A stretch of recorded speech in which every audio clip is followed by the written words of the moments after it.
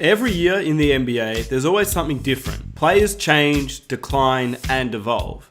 And this year we're seeing a few players that have changed their play style in this year's 2020 NBA season.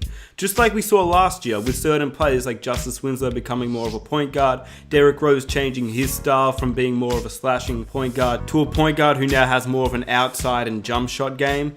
This season we're seeing a few players, and we're going to get into 6 NBA players that have changed their play style this season. So with that said, if you enjoy these types of videos, please be sure to hit that like button to show your support. Let's aim for 2,000 likes for the next video. Why not hit that subscribe button for more NBA content every single week, and hit that notification button so you never miss an upload. And also, before I get started with the video, let me know which players you believe have changed their play style in the 2020 season. I really want to hear, but without further ado, let's get into it. At number 6, Jimmy Butler. Jimmy Butler's decision to join the Miami Heat was a weird one. He was leaving a championship level team in the 76ers who had Joel Embiid, Ben Simmons, Tobias Harris, and he was joining a Miami Heat team who practically had no superstar players. He had Bam Adebayo, who was a young player that was just coming off the bench, but would start in a replacement for Hassan Whiteside, but nobody could have expected Bam to have this good of a jump and turn into an all-star this quick. And then you had players like Goran Dragic, who was coming off an injury, Tyler Hero, who was just drafted, and Kendrick Nunn, who was undrafted and picked up by the Miami Heat. So the overall team didn't look like a championship level team, but this season with Jimmy Butler, the Miami Heat have become one of the better teams in the Eastern Conference, and that is mainly due to getting Jimmy Butler. He isn't a superstar player like LeBron James, Kevin Durant, James Harden, or Giannis Antetokounmpo, but he is an all-star level talent. But the one thing that's impressed me and many Heat fans is that Jimmy Butler has changed his play style dramatically this season.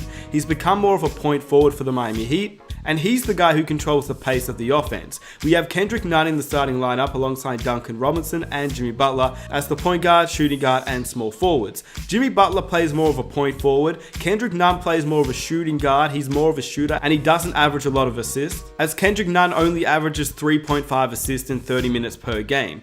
And that's why Jimmy Butler has taken the reign of the point guard load for the Miami Heat. He's basically the point guard with Kendrick Nunn at the 2, Duncan Robinson at the 3, alongside the bigs and Bam Adebayo and Myers Leonard. This year with the Miami Heat, Jimmy Butler's averaging 6 assists, which is the best of his career.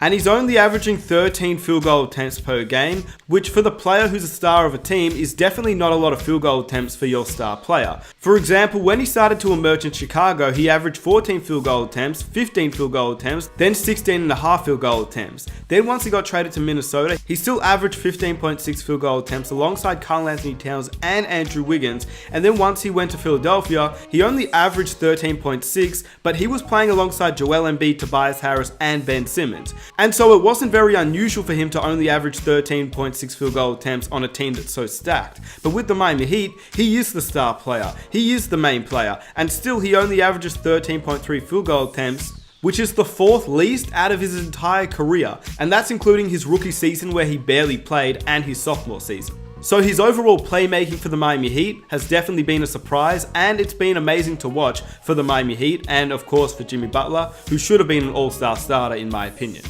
At number 5, Malcolm Brogdon. Malcolm Brogdon had previously played for the Bucks, and he was a very big loss. Obviously, the Bucks haven't felt it too much as they're the best team in the NBA, and you've got Giannis and Chris Middleton still doing their thing. But a 15.6 point per game player who averaged 4.5 rebounds, 3 assists, shooting 92% from the free throw line, 42% from 3, part of the 40-50-90 club, it was still a pretty big loss to lose him. But for the Indiana Pacers, he's played very well, and he isn't really playing much of a shooting guard role anymore, and he's changed his play style to become more of a point guard. This year, he's gone from 3.2 assists last season to 7.3 assists this season. That's an increase of 4 assists per game in only 2 extra minutes per game.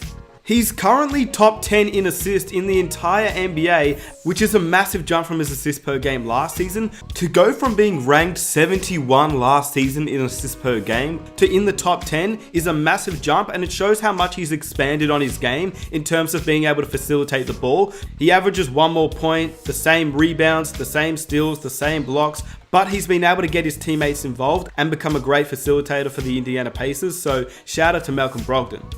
Number 4, Devin Booker. Devin Booker is surprising because you'd assume that Devin Booker is one of the greatest three-point shooters in the entire NBA, as that's what he was known as coming into the NBA. A great three-point shooter, a guy that could get his shot off from basically anywhere on the court.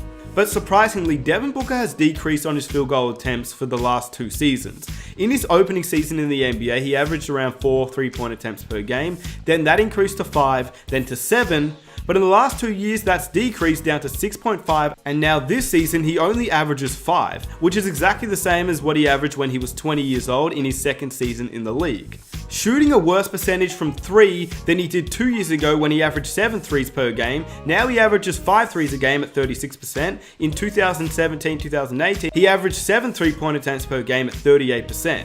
And in the last 2 seasons, he has become more of a facilitator, but we understood why Devin Booker was becoming a facilitator last season, averaging nearly 7 assists per game. It was because they basically didn't have a point guard, but this season the Phoenix Suns went out of their way to get Ricky Rubio, who they thought would be a great facilitator for the team and would help Devin Booker get more shots up for the team. Instead, he's shooting 18 field goal attempts per game, which is the second lowest of his career, even though he is getting to the line more, as he's averaging almost 27 points per game, which is the best of his career.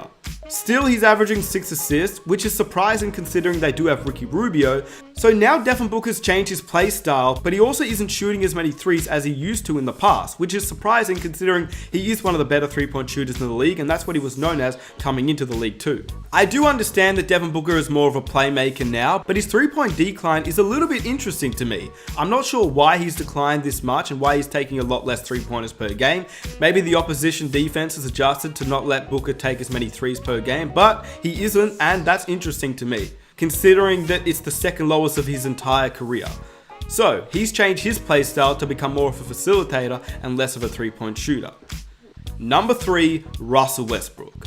Russell Westbrook is having an amazing season for the Houston Rockets. He's averaging 27 points per game with 7 assists, 8 rebounds, 1.6 steals per game, shooting a pretty bad 23% from 3 and 45% as a field goal percentage. So how has Russell Westbrook adjusted his game? He's always played like this, a pretty bad 3-point shooter, but a guy that gets to the cup and finishes around contact and ones, hits a lot of mid-range jumpers. How has Westbrook changed his game? I don't believe he's stat padding anymore, and I truly believe in the last couple of seasons with the Oklahoma City Thunder, where he averaged a triple-double for 3 straight years. I really do believe at times he was stat padding. I don't think it was every single game, and that's just personal opinion, and honestly I just believe it. I really believed he was chasing after those triple-doubles in Oklahoma, but this season with the Houston Rockets, I can definitely say that after watching them, I really don't think he is. I think he's playing within the offense. I think he's playing within the defensive schemes too. He is athletic and he does go after rebounds, which is really fun to watch, but at least he's not going after every single rebound. But this season with the Houston Rockets, I feel like he's just getting the rebounds he needs to. Same with assists. He's been able to find his open teammates, but in my opinion, he's not stat padding and he's not purposely going out there just trying to get heaps of assists. He's averaging what he needs to average at 7 assists and 8 rebounds, and that's exactly what I expect out of Russell Westbrook. He's averaging almost 27 points as well, and he's playing extremely well for the Houston Rockets as of late, and they're one of the most interesting teams to watch considering that they're running the small ball lineup, and Westbrook is a guy that they need to go after rebounds considering that PJ Tucker isn't a very tall player and he's their starting center now. So Russell Westbrook I think is playing within the offense, and I believe he's changed his play style this season for the Houston Rockets as well. Blake Griffin. Blake Griffin's been injured for majority of this season. He's only managed to play 18 games, but he was a very different player over these 18 games than when he first entered the league. You would assume that Blake Griffin would be one of the better rebounders in the league, considering that he's 6'10" and ultra athletic. Well, he entered the league averaging 12 rebounds, then 10 rebounds, and it then plateaued around 8 to 9 rebounds per game whilst he continued his career with the Los Angeles Clippers. Once he got traded to the Pistons, he definitely left open rebounds to Andre Drummond, but he still averaged around 7.5 rebounds per game and 24.5 points per game, which is what you'd expect out of a power forward who's one of the top power forwards in the league. But what we saw out of Blake Griffin this season, through 18 games and 28 minutes per game, was that Blake Griffin was becoming a stretch 4 and literally did not go after any rebounds. He was becoming a stereotypical 2020 NBA power forward as somebody who doesn't really stay in the paint and only stretches the floor, which is what the Detroit Pistons didn't really need considering that he only shot 24% from 3 with 6 3-point attempts per game. Have a guess at how many rebounds you suspected Blake Griffin averaged in 28 minutes per game. 4.7. Blake Griffin averages 4.7 rebounds. That is shocking to me. As a player who entered the league as a power forward, a dominant guy, to go from 12 rebounds to 4.7, That is shocking to me. And this season in Detroit, even through only 18 games, you can tell that he's changed his play style significantly and he's becoming a stretch four in the league when that, in my opinion, doesn't really suit his play style at all. And at number 1, Bam Adebayo. It's weird to say that two players on the same team can be in the same list for players who have changed their play style, but Bam and Jimmy Butler have both definitely changed their play style. Bam entered the league as a backup center / power forward for the Miami Heat, and he was a player who would go out there and show heart and hustle. He would average 8.9 points last season along with 7.3 rebounds, as well as nearly 1 steal and 1 block per game. He was playing backup to Hassan Whiteside, and once the Miami Heat traded Hassan Whiteside, we've seen Bam Adebayo take over for the Miami Heat starting power forward position, and he's averaging 16 points with 10 rebounds per game, 1.2 steals, 1.2 blocks, shooting 58% as a field goal percentage in 34 minutes per game, and he's been named an all-star player for the Miami Heat. The one thing about Bam Adebayo is he's now one of those players who actually takes up the ball for the Miami Heat. He's actually a facilitator, averaging around 5 assists per game, which is pretty amazing for a guy who's a power forward center in the league today. Bam's ability to take the ball up the court, get by his defenders with his quick first step and ball handling is something I believe he's really changed this season, and he's been able to show off this season what he's able to do with his ball handling on the court, which is why his play style is so unique at a guy of his size. With that said, let me know what you think about these players and their play styles in the comment section down below. If you have any other players that you believe have changed their play style, I want to hear it down below as well. If you enjoyed the video, please hit that like to show your support. Subscribe if you're new for more NBA content every single week. Hit that notification button so you never miss an upload. It's been your boy Nick Smith. I am out. Peace.